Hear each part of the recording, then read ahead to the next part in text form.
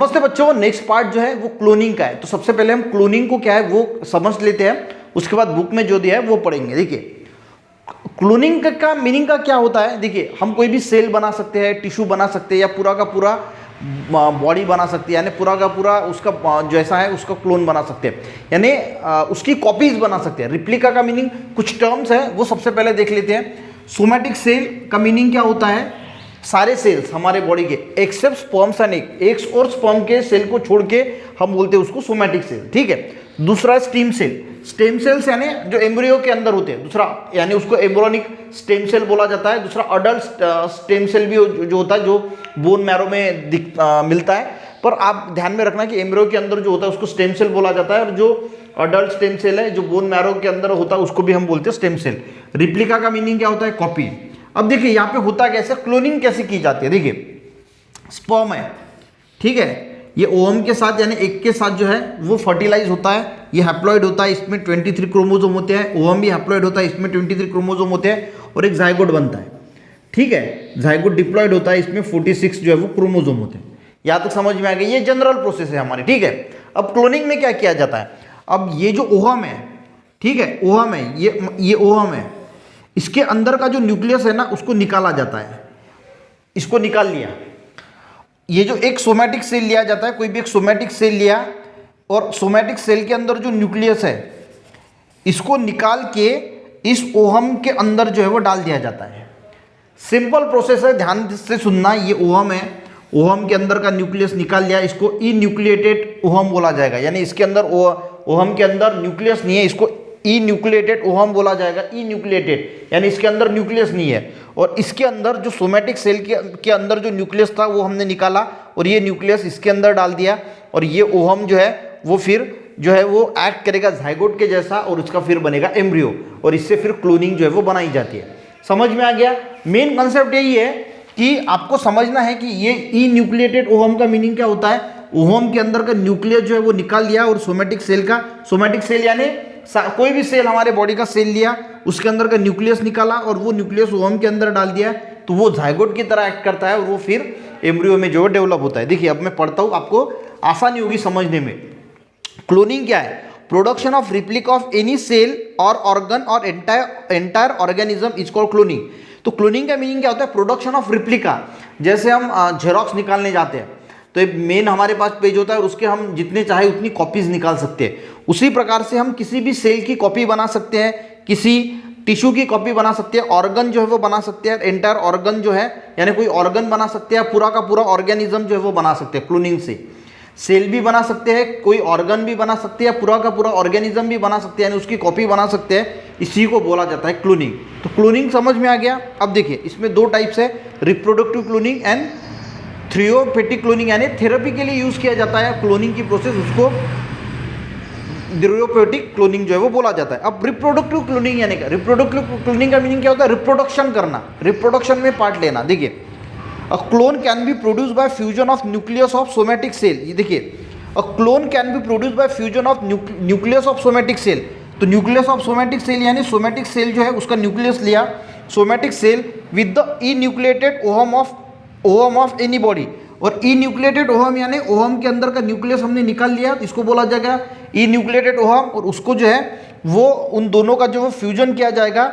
दस there is no need of sperm to produce new organism. तो यहाँ पे स्पर्म की कोई जरूरत पड़ी क्या, स्पर्म की जरूरत नहीं पड़ी। हमने क्या लिया, एक सोमैटिक सेल लिया जिसके अंदर के न्यूक्लियस को निकाला, और ओवम के अंदर के न्यूक्लियस में डाल दिया, ओवम के अंदर का न्यूक्लियस निकाला, उसको इन्यूक्लिएटेड ओवम बोला जाएगा। दोनों को फ्यूज किया जाएगा, और वो जो है वो एक ऑर्गेनिज्म में जो है वो प्रोड्यूस हो जाएगा। यहाँ पे आपको देखिए पिकिंग द हिस्ट्री, यानी डॉली जो क्लोन था शिप का, उसको जो है वो इस प्रकार से बनाया गया था।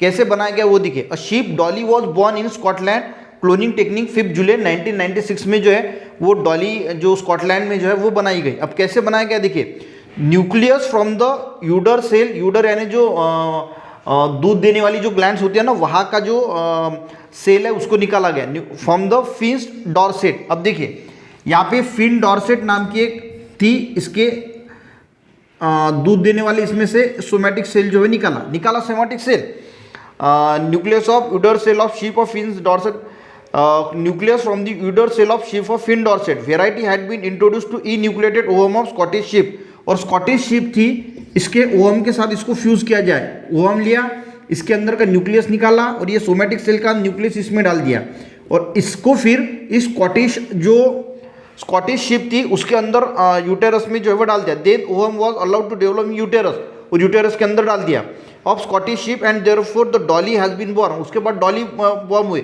It was showing the character for chromosome nucleus of the character of Scottish sheep was not visible.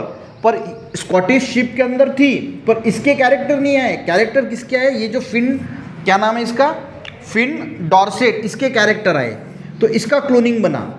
तो देखिए जो ये स्कॉटिश थी ना उसके ओवम के अंदर इसको इस सोमेटिक सेल के न्यूक्लियस को डाला गया और ये फिर यूटेरस में डाला गया इस स्कॉटिश शिप के.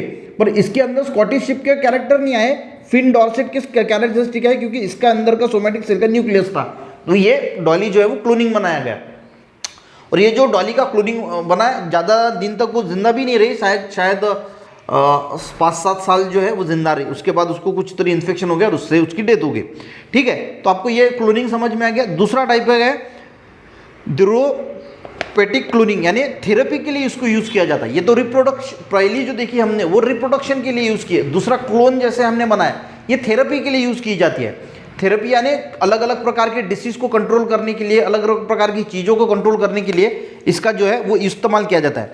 Stem cell can be derived from the cell from the laboratory by union of. अब जो स्टेम सेल होता है, स्टेम सेल यानी मैंने पहले बोला आपको एम्ब्रियो के अंदर होता है, ठीक है, एम्ब्रियोनिक स्टेम सेल.